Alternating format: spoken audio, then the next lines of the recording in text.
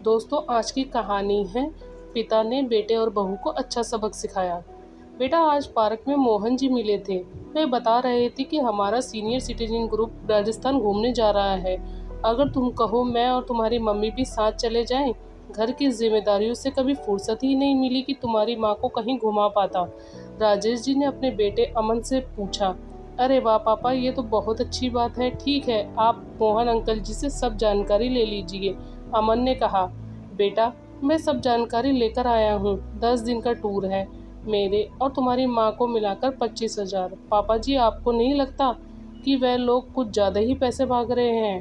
अमन की पत्नी सुमन ने चिल्लाते हुए कहा। नहीं बहू, इसमें बस का, खाना पीना, रूम का और वहाँ भी जो भी खर्चा होगा सब मिलाकर है, राजेश जी ने समझाया।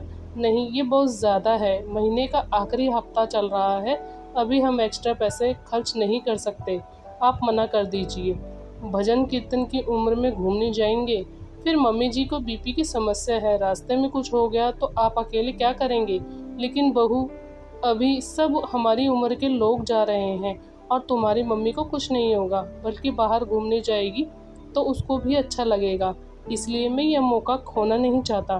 पापा जी, अभी हमारे पास इतने पैसे नहीं हैं। अमन, तुम पापा जी को समझाते क्यों नहीं हो? सुमन ने अमन से कहा, जो लैपटॉप पर बिजी था। पापा, सुमन जो कह रही है उसे मान लीजिए, अमन ने धीरे से कहा। राजेश जी चुपचाप अपने कमरे में चले गए। उन्हें उदास देखकर उनकी पत्नी प्रभा जी उनके लिए चाय लेकर आई। क्या हुआ जी, क्यों उदास हो? बहू ठीक ही तो कह रही है। अब ये उम्र दोस्तों के साथ घूमने की नहीं है, बल्कि भजन कीर्तन और घर में रहने की है। प्रभा जी बोली। ये किसने कहा? सब मेरी ही गलती है। जब भी तुम घूमने के लिए कहती थी, मैं ही अभी नहीं बाद में कहकर टाल देता था। अमन की जरूरतें और ख्वाहिशें पूरी करने में अपने लिए हम जीना भूल गए, और आज बहू के कहने पर अमन ने तुरंत मना कर दिया। ये भी नहीं सोचा कि आज पहली बार उसके पापा ने कुछ मांगा है। अगर बच्चों की इच्छा पूरी करना बड़ों का फर्ज है, तो क्या बच्चों का फर्ज नहीं बनता है कि अपने बड़ों की इच्छा पूरी करे? क्या हमें प्यार की जरूरत नहीं है? कहते कहते राजेश जी की आंखें भर आई। फिर राजेश जी उठे और अलमारी के ऊपर से एक ब्रीफकेस निकालकर बैठ गए और कुछ हिसाब किताब करने लगे। राजेश जी एक सरकारी क्लर्क थे। एक ही बेटा था अमन। उसकी परवरिश में कभी कोई कमी नहीं की। आज अमन एक नामी कंपनी में अच्छे पोस्ट पर है। 7 साल पहले सुमन अमन की पत्नी बनकर आई। उसका 6 साल का एक पोता और 3 साल की पोती है। जब तक राजेश जी की नौकरी थी, सब ठीक चल रहा था। 2 साल पहले ही राजेश जी रिटायर हो गए थे। पेंशन से अब घर का खर्चा पूरा नहीं होता, इसलिए अब अमन को घर का खर्च के लिए अपनी सैलरी से ही खर्चा करना पड़ता है। सुमन का व्यवहार भी अब रूखा हो चला है। कुछ भी एक्स्ट्रा खर्चा करने की बात आती है तो वो तुरंत मना कर देती है। रात के 9 बज गए। प्रभा जी आकर उन्हें खाना खाने के लिए बुलाया तो उन्होंने खाना वहीं मंगा लिया। प्रभा जी ने गुस्सा दिखाते हुए कहा, क्या तब से खोज रहे हैं? पहले आराम से बैठकर खाना खा लीजिए। हाँ ठीक है, मैं खा लूंगा। तुम खाना यहीं रख दो और तुम भी खा लो, राजेश जी मुस्कुराते हुए बोले। दूसरे दिन सुबह 10 बजे अभी थोड़ी देर में आता हूँ कहकर राजेश जी घर से निकल गए। शाम हो गई और अभी तक राजेश जी घर नहीं आए। प्रभा जी बार बार फोन करती रही थी, लेकिन फोन नहीं लग रहा था। उनका मन घबराने लगा। उनको परेशान देख सुमन भी बड़बड़ाना शुरू हो गई। मना कर दिया था तो गुस्से में पता नहीं कहाँ चले गए।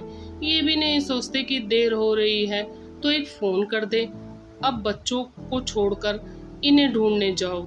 ये ना तो खुद चैन से रहेंगे और ना हमको रहने देंगे। बुढ़ापे में इनको टूर पर जाना है। पैसे क्या पेड़ पर उगते हैं? अरे 25,000 में ना जाने कितना सामान आ जाएगा। अमन को टाइट करना पड़ेगा, कहीं ऐसा ना हो कि बेटे का प्यार जाग जाए और ये पैसे दे दे। तभी सुमन को प्रभा जी की आवाज़ सुनाई दी। कहाँ चले गए थे? सुबह से फ़ोन कर कर के परेशान हो गई थी। तुम परेशान मत हो, ये देखो मैं तुम्हारे लिए क्या लाया हूँ। राजेश जी ने लिफाफा पकड़ाया है। ये तो राजस्थान टूर की टिकट और सब डॉक्यूमेंट्स हैं। आपने इतने सारे पैसे किससे मांगे? मुझे किसी से उधार लिए पैसे से कहीं घूमने नहीं जाना। आप सब अब कैंसिल करके आइए, प्रभा जी गुस्से से बोली। पापा जी, आप घूमने के लिए इस हद तक जा सकते हैं, मैंने सोचा नहीं था। आप उधार के पैसों से जी। अमन भी ऑफिस से आ चुका था और उसने प्रभा जी की बातें सुन ली। जी किस बात के लिए बेटा जी? अपनी पत्नी के साथ घूमने जाना कोई गलत बात नहीं है और अभी मेरे इतने बुरे दिन नहीं आए कि मैं उधार लेना पड़े। ये मेरे पैसे हैं और इन्हें मैं अपनी मर्जी से खर्च कर सकता हूँ। तुमसे या किसी और से पूछने की जरूरत नहीं है। तुमको और बहू को बता देता हूँ कि मैंने अपने रिटायरमेंट की कुछ पैसों की एफडी कराई थी, उसी को तोड़कर पैसों का इंतजाम किया है।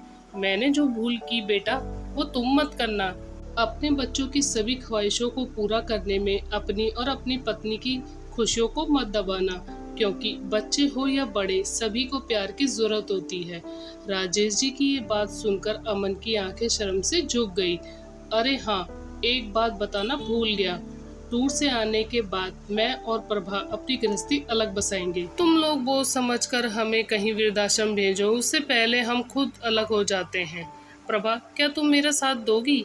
फिर से उम्र के इस पड़ाव में नई गृहस्थी बसाने में प्रभा जी ने आगे बढ़कर राजेश जी का हाथ थाम लिया और बोली, हमेशा माता पिता अपने बच्चों के लिए कितनी तकलीफों का सामना करते हैं ताकि बच्चे अच्छी जिंदगी जी सकें। बदले में वो सिर्फ थोड़ा सा प्यार और सम्मान ही तो चाहते हैं। लेकिन क्यों बच्चे बड़े होकर अपने माता पिता को प्यार और सम्मान नहीं दे पाते जिनके वो हकदार होते हैं। दोस्तों, आपको ये कहानी कैसी लगी हमें कमेंट करके ज़रूर बताएं।